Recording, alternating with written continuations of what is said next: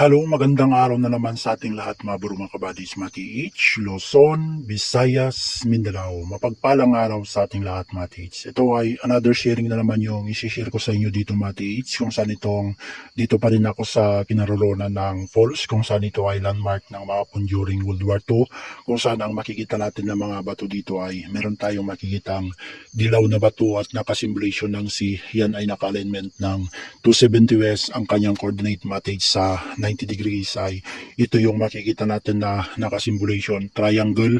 at diretsyon natin ng 90 degrees ay nandun na yung nalikod ko na rock and close. Diretsyo pa sa 90 degrees ay matatama natin yung paa doon na kung saan ay naka-alignment 90 degrees, kung saan ay ito naman ang isi-share ko sa inyo, Mati H, kung saan itong makikita nyo na naka-triangulation ay alignment ng 90 degrees, kung saan mula dyan patungo dito sa area na ito ay 5 feet patungo siya dito, at ang counter sign, Mati H, makikita natin yun yung mata na meron siyang perfect dot mula doon 3 feet patungo dito sa portion na ito, plus ang counter sign niya dito, Mati H, ay ito ang makikita natin na meron siyang slash na malaki dito at hole, at meron pang hole doon, at meron siyang perfect dot dito, ito yon na perfect dot, at meron siyang mata dito ay nakatingin dito, at meron siyang hugis puso dito, at ito ang makikita natin na bato dito na meron siyang simulation na nakaukit dito, kung saan ito ang unang makikita natin. Ito ay simulation ng water element, at naka-simulation ito ng enter sign, at ito naman ay nakasimulation ng heart na meron siyang courting C, at dito sa area na ito ay sumisimbolo ng door entrance, kung saan ang counter sign nito, Mati H, ay ito ang makikita natin na hole, at meron siyang mata perfect dot doon 3 feet patungo dito. Pagdating dito, Mati H, ay ito ang makikita natin na pabilog na bato na meron siyang perfect dot sa kanyang ibabaw. Ibig sabihin nito, Mati H, either ito ay giveaway ito na man-made lamang ang pagkagawa nito, kung saan ang tumutukoy na treasure under ay ito ang tumutukoy na treasure under, kung saan ito ay naka-courting C na meron siyang tatlong dot na triangulation, isa, dalawa, tatlo, at yung dot na ito ay tumutukoy na dito ang patungo sa alignment na spot na tinutukoy niya, kung saan yung makikita natin dito na naka-courting C dito na meron siyang isang dot dito. Ito ang sumisimbolo na go down under, kaya eksakto dito sa portion na ito, kung saan ito, Mati H, ay yung slash na ito, kung saan yung water element na ito dumiretso dito, plus yung enter sign na yun dumiretso pa rin dito down, kaya itong portion na ito ay sumisimbolo na HTM na ito, or ito ay pinaka giveaway niya, Mati H. Ang spot pa niya ay nasa under mismo, Mati H, kung saan nga makikita natin itong area na ito ay nakasimulation ng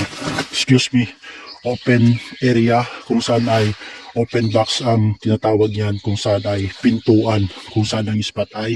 nandyan, Mati H, kung saan naka 90 degrees. Ang spot naman ay nandito sa gitna, kung saan ang coordinate ng 90 degrees ay ito ang makikita natin na simulation ng C. Ibig sabihin nito metal element na nandito sa alignment ng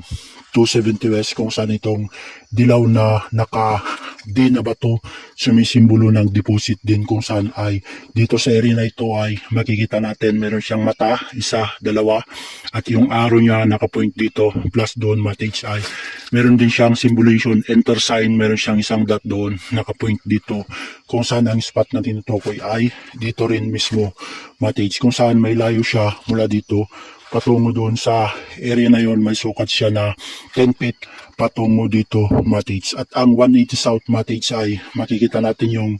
bato doon na nakasimulation ng fire element,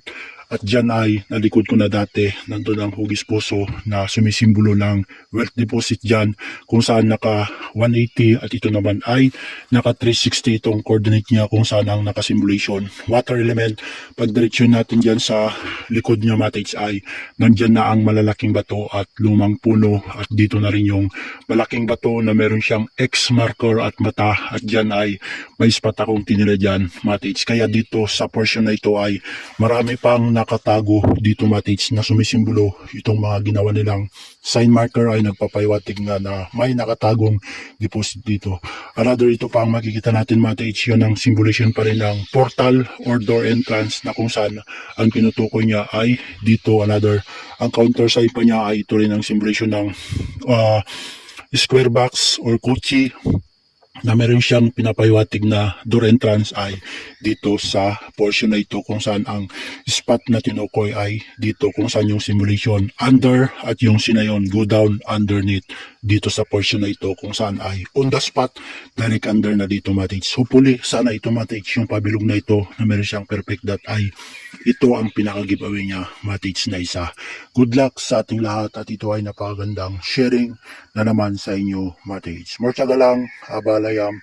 and King Messiah Washai, guide and bless sa ating lahat mates. More power to all.